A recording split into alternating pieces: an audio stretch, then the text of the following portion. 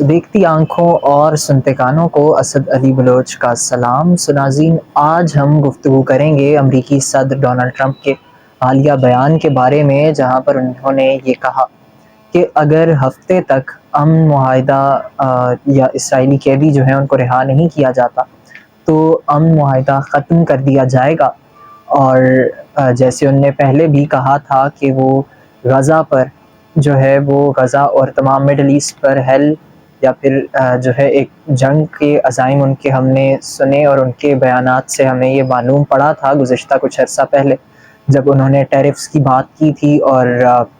اس کے بعد ہم نے دیکھا کہ امریکی صدر نے ٹیرفز جو ہیں وہ امپوز بھی کیے چائنا پر، کینیڈا پر اور میکسیکو پر۔ جیسے ہم لوگ دیکھ رہے ہیں کہ امریکی صدر کی کچھ ایسی پالیسیز ہیں یا پھر آپ کہیں کہ کچھ ایکسٹریمسٹ پالیسیز ہیں جو کہ وہ پہلے اپنی جو الیکشن کیمپین تھی اس میں بھی ان تمام کا تذکرہ کرتے رہے ہیں، جہاں پر انہوں نے پہلے ہی ٹریڈ وار کا ذکر کیا تھا کہ چائنا سے وہ ٹریڈ وار کریں گے اور اس کے لیے وہ سینکشنز یا پھر ٹیرفز کا سہارا لیں گے۔ اور انہوں نے جب اقتدار سنبھالا، صدارتی کرسی سنبھالی، تو انہوں نے تب یہی کیا جیسا انہوں نے پہلے کہا تھا کہ وہ ٹیرفز لگائیں گے، اور انہوں نے ویسا ہی کیا۔ اب ہم لوگوں نے گزشتہ کل دیکھا کہ انہوں نے اس معاملے پر بھی اپنے جو ہے ایگریمنٹ اپنے یہ دستخط کر دیے کہ جو گلف آف میکسیکو ہے اس کو گلف آف امریکہ کا، جیسے وہ سابقہ اپنے بیانات میں تذکرہ کرتے رہے تھے، اس کا نام دے دیا گیا اور وہاں پر انہوں نے دستخط کر دیا۔ اور آج اس بیان کا مقصد یہ ہے کہ جو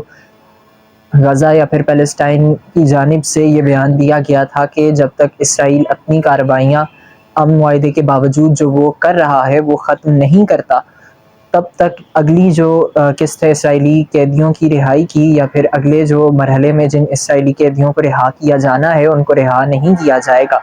اور اسی بنا پر امریکی صدر نے آج تازہ بیان دیا کہ اگر ہفتے کے دن تک اسرائیلی قیدیوں کو رہا نہ کیا گیا تو اس کی وجہ سے جو انہوں نے پہلے جیسے بیانات دیے تھے اور جس پہ ہم نے پہلے بھی تذکرہ کیا تھا کہ یہاں پر وہ بات کر رہے ہیں کہ وہ کسی طریقے سے ملٹری جو ہے اس کے استعمال کرتے ہوئے جو غزہ ہے وہاں پر اسرائیل کی جو سپورٹ جو امریکہ پہلے ہی فراہم کرتا رہا تمام وقت، بغیر